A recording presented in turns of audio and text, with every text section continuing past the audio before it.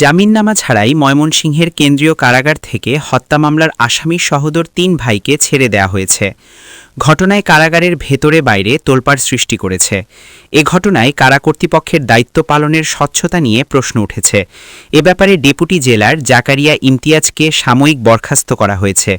বৃহস্পতিবার ঘটনার তদন্তে ৩ সদস্যের তদন্ত কমিটি গঠন করা হয়েছে।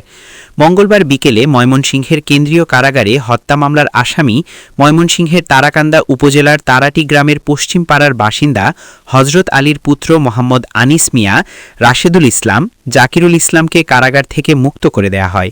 বৃহস্পতিবার ঘটনাটি জানাজানি হয়।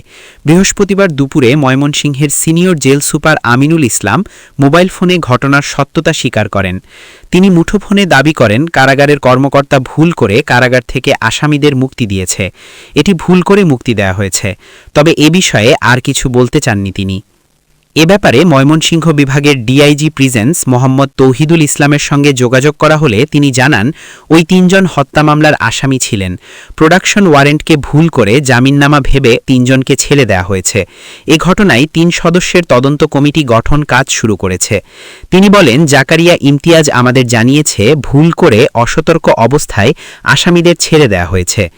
ডিআইজি প্রিজেন্স আরও জানান, ময়মনসিংহের তারাকান্দা থানার ২০২৫ সালের ৭ ডিসেম্বরের ৪ নম্বর মামলার আসামি ৩ ভাই।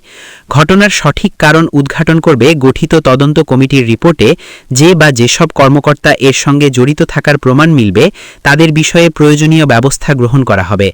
কৌশলে মুক্ত হওয়া হত্যা মামলার আসামি ৩ ভাইকে এখনও গ্রেফতার করা সম্ভব হয়নি। বিষয়টি লিখিতভাবে থানাকে অবহিত করা হয়েছে। ময়মনসিংহ থেকে বিভাগীয় প্রতিনিধি শাহ আলম উজ্জ্বল, বাংলার গেজেট।